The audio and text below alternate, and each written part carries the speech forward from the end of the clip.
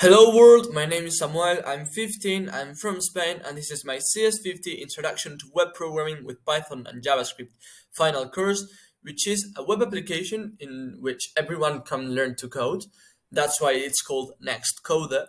And the main functionality is that everyone can create what I called talks, which are basically just classes that everyone can create and everyone can attend.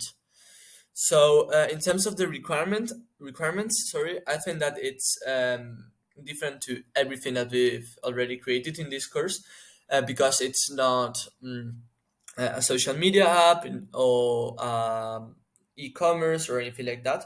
So that criteria should be matched. Okay, so I'm quickly going to start explaining you the functionality. So here it's the main page, the home page, this animation, which I did with a JavaScript library. Okay, and we're going to go into the main page, which is the page in which we can see all of the different talks that have been created. Talks, classes, they are the same. So here we can filter the talks. So for example, with I get Python para Empresas, which would be Python for enterprises. I'm actually from Spain. Introduction to web design with Python, but also this one because it not only filters by title, but also by other different parameters. So I'm going to click, for example, in this one, and we get to the title, which all of the different information, okay, we can enroll it. So we've enrolled, and here now we have the information about how to attend the meeting. I'm going to unenroll for now.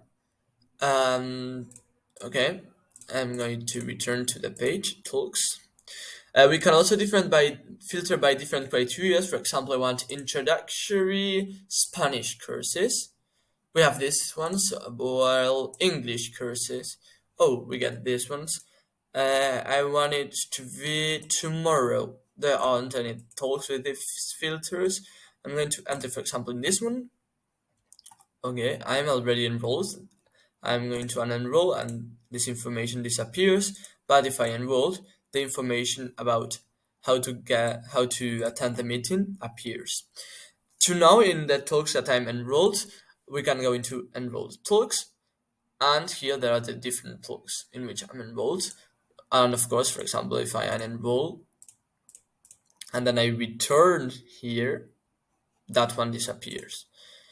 Okay, I'm going to show you now how to create a talk. So we can go here, and there are all of these different things that we need to uh, to complete. So okay, this, and I'm going to select, for example, just this one. Submit. In the second part, we can create different tags, sorry, and which are programming languages and areas of study. So we can also create a new one. For example, I'm going to call this, I don't know, whatever. It doesn't matter right now.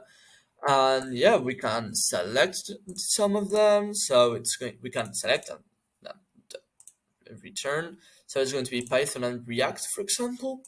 I'm going to finish. The talk was added successfully. Let's check it out. And here it is. The last thing is, the last thing is that if we go here, we can log out, of course, but we can also log in. So here it's the login page, the register page. I already have an account, so I'm just going to log in with my user.